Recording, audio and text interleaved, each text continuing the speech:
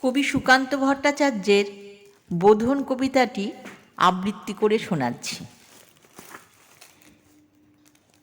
হে মহামানব, একবার এসো ফিরে, শুধু একবার চোখ মেলো এই গ্রাম নগরের ভিড়ে। এখানে মৃত্যু হানা দেয় বারবার, লোক চক্ষুর আড়ালে এখানে জমেছে অন্ধকার। এই যে আকাশ, দিগন্ত, মাঠ, স্বপ্নে সবুজে মাটি, নীরবে মৃত্যু গেড়েছে এখানে ঘাঁটি।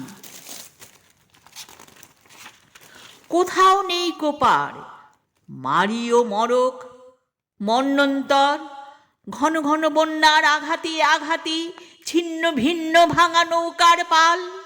এখানে চরম দুঃখ কেটেছে সর্বনাশের খাল। ভাঙা ঘর, ফাঁকা ভিটেতে জমেছে নির্জনতার কালো। হে মহামানবী, এখানে শুকনো পাতায় আগুন জ্বালো। ব্যাহত জীবনে যাত্রা, চুপি চুপি কান্না বাও বুকে। হে নির্বিহারী সঙ্গী, আজ শুধু মনে মনে ধুকে ভেবেছ সংসারে সিন্ধু কোনো মতে হয়ে যাবে পার, পায়ে পায়ে বাধা ঠেলে। তবু আজ বিস্ময় আমার, ধূর্ত প্রবঞ্চক যারা কেড়েছে মুখের শেষ গ্রাস, তাদের করেছ ক্ষমা, ডেকেছ নিজের সর্বনাশ।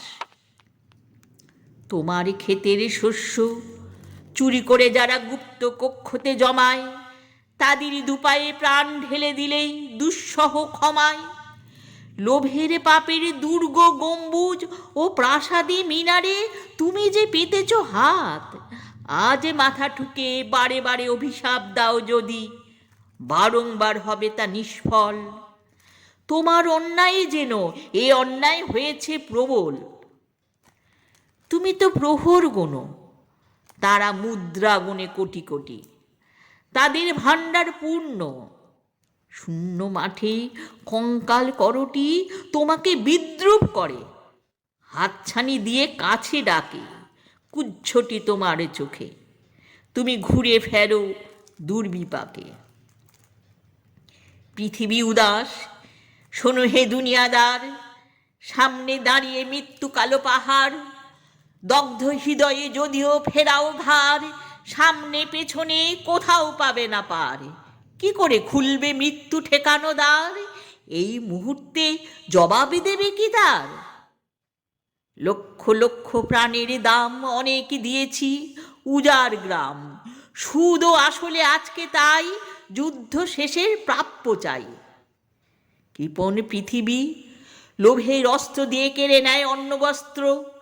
লোলুপ রসনা মেলা পৃথিবীতে, বাড়াও ও হাত তাকে ছিঁড়ে নিতে। লোভের মাথায় পদাঘাত হানো, আনো রক্তের ভাগীরথী আনো। দৈত্যরাজের যত অনুচর, মৃত্যুর ফাঁদ পাতে পর পর।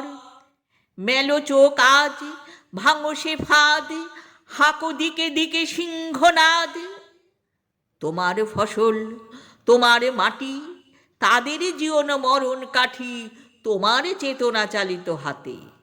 এখনো কাব্যে আশঙ্কাতে স্বদেশ প্রেমের ব্যঙ্গমা পাখি মারণ মন্ত্র বলে, শোনো তাকে।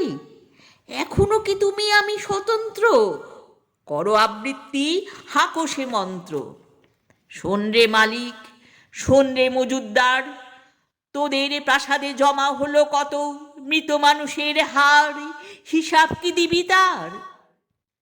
পিয়াকে আমার কেড়েছিস তোরা, ভেঙেছিস ঘর বাড়ি, সে কথা কি আমি জীবনে মরণে কখনো ভুলতে পারি?